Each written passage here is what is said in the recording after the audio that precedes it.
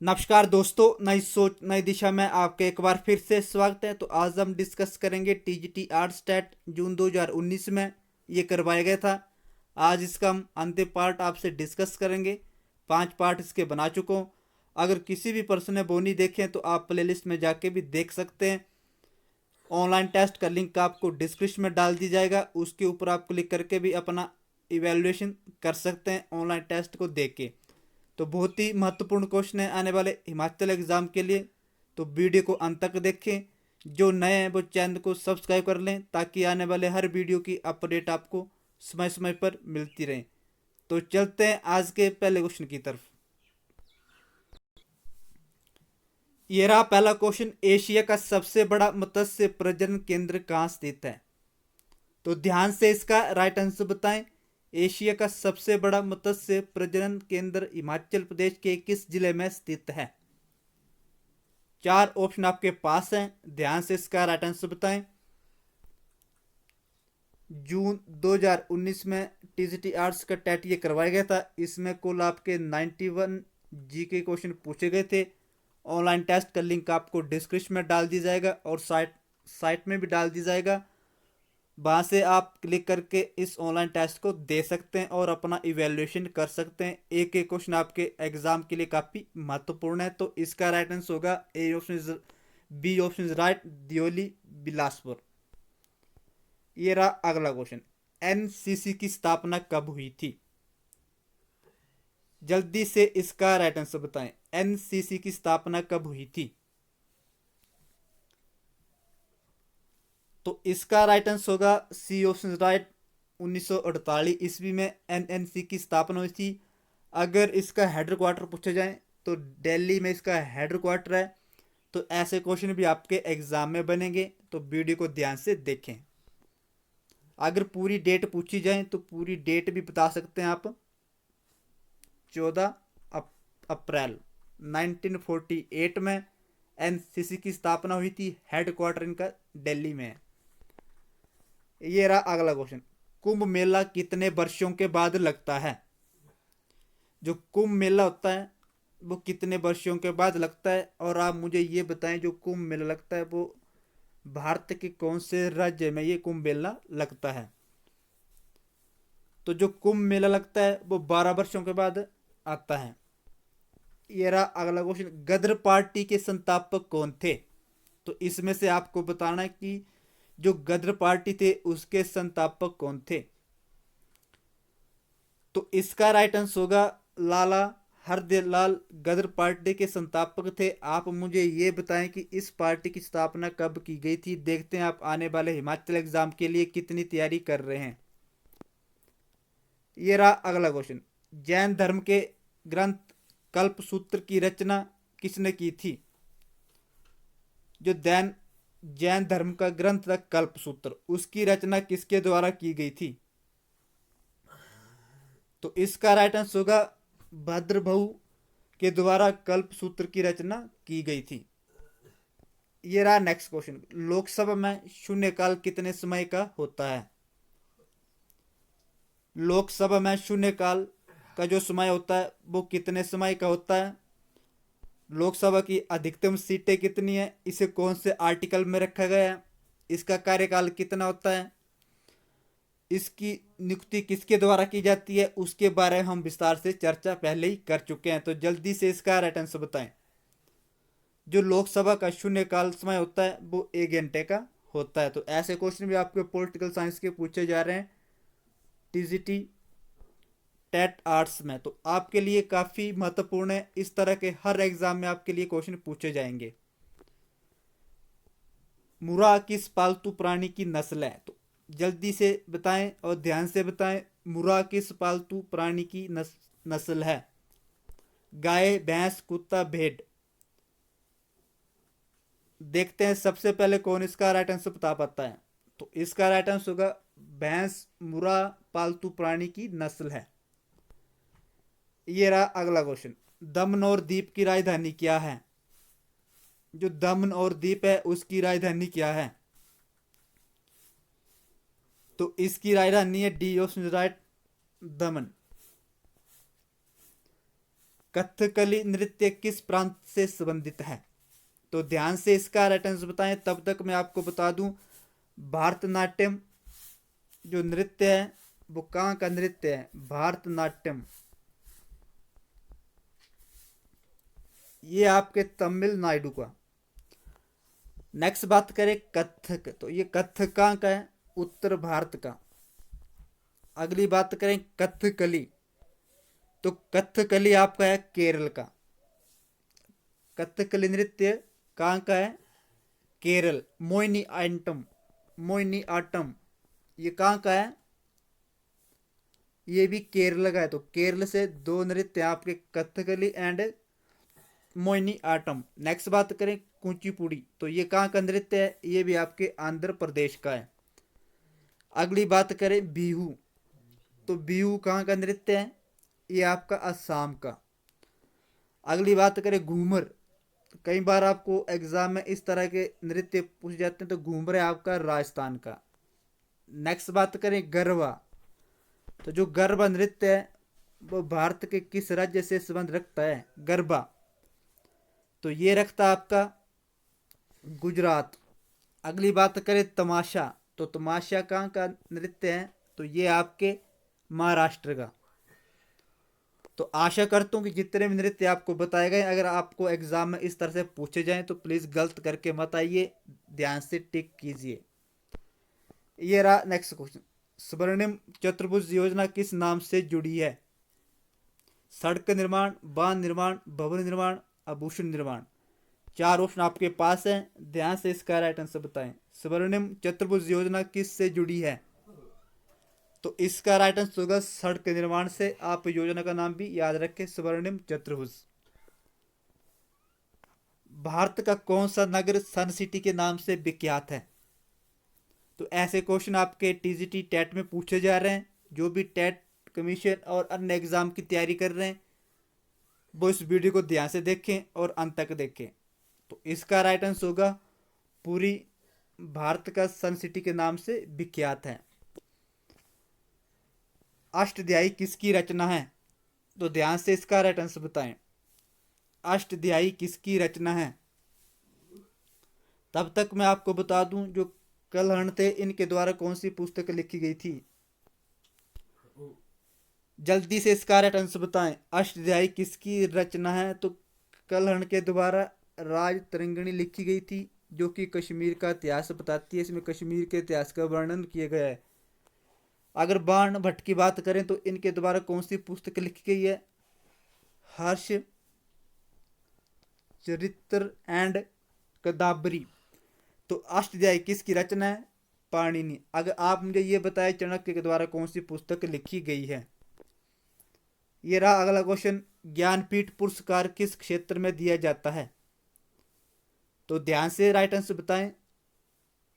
देखते हैं सबसे पहले कौन इसका राइट आंसर बता पाता है। अगर बात करें फिल्म लेखन में, तो फिल्म में कौन सा पुरस्कार दिया जाता है? ऑस्कर। इसकी शुरुआत कब हुई थी? 1929 ईस्वी में। खेल में कौन सा पुरस्कार दिया जाता है? अर्जुन पुरस्कार, द्रोणा पुरस्कार, इस तरह के पुरस्कार आपके खेल में दिए जाते हैं। तो ज्ञानपीठ पुरस्कार किस क्षेत्र में दिया जाता है? तो डी ऑप्शन इज राइट, साहित्य में। इसकी शुरुआत कब हुई थी? ऐसे भी आपके एग्जाम में क्वेश्चन बन सकते हैं। इसकी शुरुआत कब हुई थी? ज्ञानपीठ पुरस्कार की शुरुआत कब हुई थी? 1965 में इसकी शुरुआत हुई थी। और जो पहला ज्ञानपीठ पुरस्कार दिया गया था वो किसे दिया गया था? उनका नाम था श्री शंकर एंड कुरूप। तो ऐसे भी क्वेश्चन आपके एग्जाम में बनेंगे। संस्कृत भाषा में हर्षवर्धन की जीवनी हर्ष चरित्र किसने लिखी है? तो ध्यान से इसका राइट आंसर बताएं। पहले भी हम इसके बारे में डिस्कस कर चुके हैं। अभी जो हर्षवर्धन की जीवनी थी हर्ष चरित्र, ये किसके द्वारा लिखी गई थी? तो सी ऑप्शन राइट, बाण भट्ट के द्वारा ये पुस्तक लिखी गई थी संस्कृत भाषा में। ये रहा अगला क्वेश्चन, स्वामी दयानंद सरस्वती ने आर्य समाज की स्थापना कब की थी? जो स्वामी दयानंद सरस्वती थे, आर्य समाज की स्थापना कब की गई थी? जल्दी से राइट आंसर बताएं। स्वामी दयानंद सरस्वती की स्थापना कब की गई थी? तो इसका राइट आंसर होगा बी ऑप्शन राइट, 1875 में इसकी स्थापना की गई थी। अगर आपको एग्जाम में पूछे जाए कि कहाँ हुई थी, तो बम्बई में इसकी स्थापना हुई थी। कई बार आपको ऐसा पूछ सकते हैं कि स्वामी दयानंद सरस्वती का बचपन का नाम क्या था, तो उनका नाम था मूल शंकर।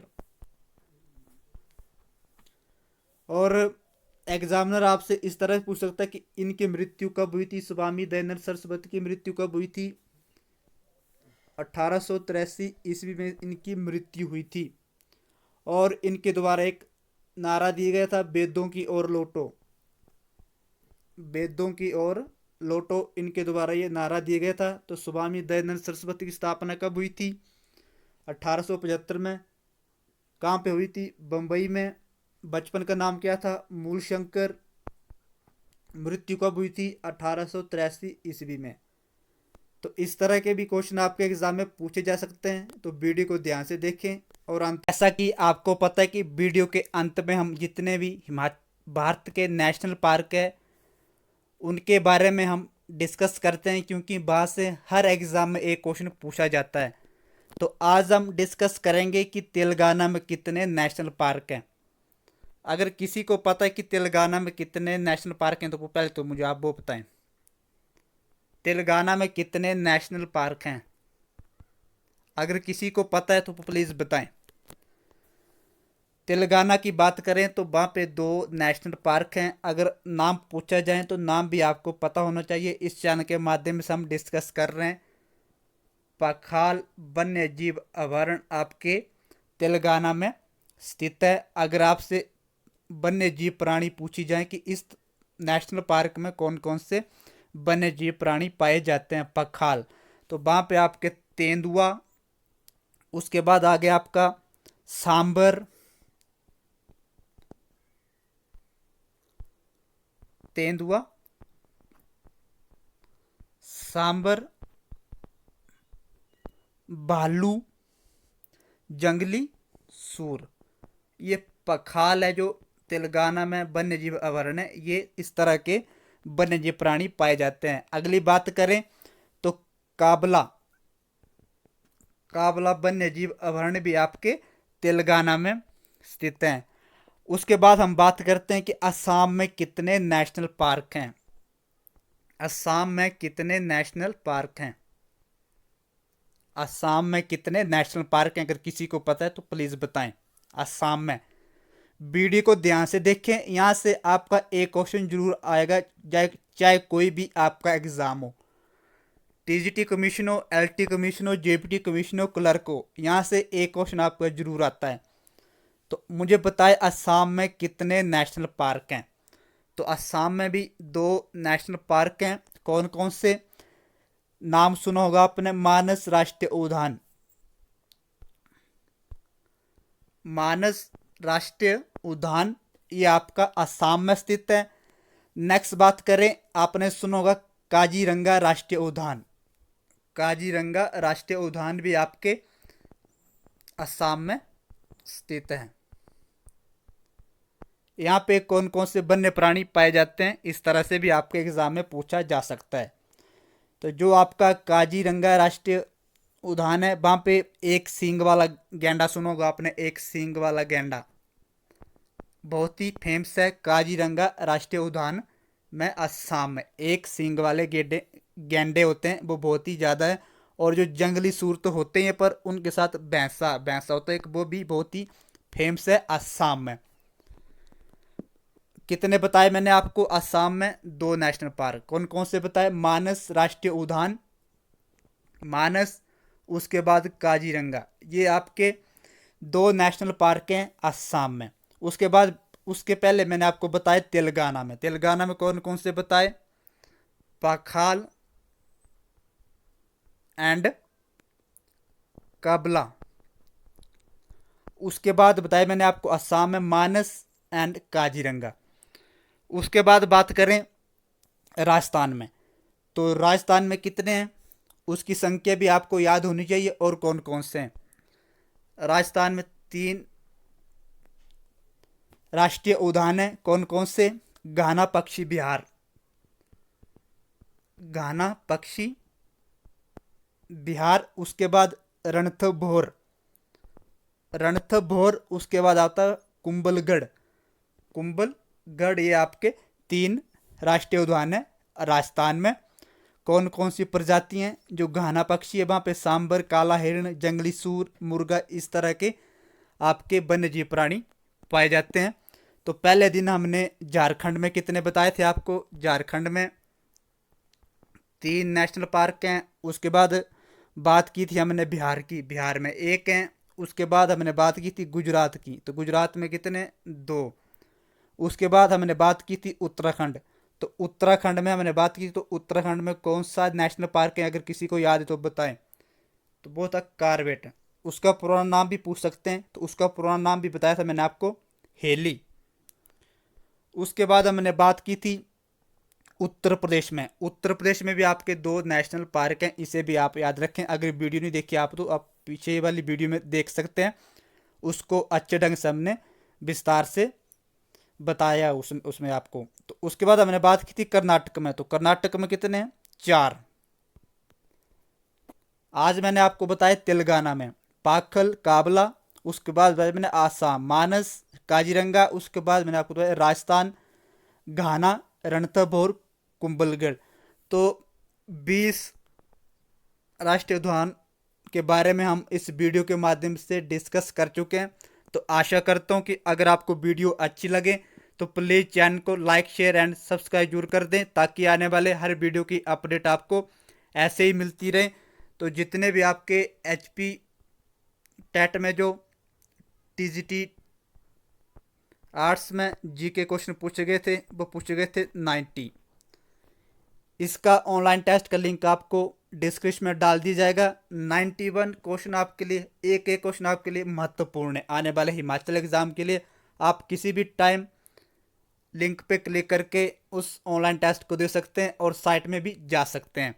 तो आज के लिए इतना ही, मिलते हैं अगली वीडियो के साथ, तब तक के लिए धन्यवाद।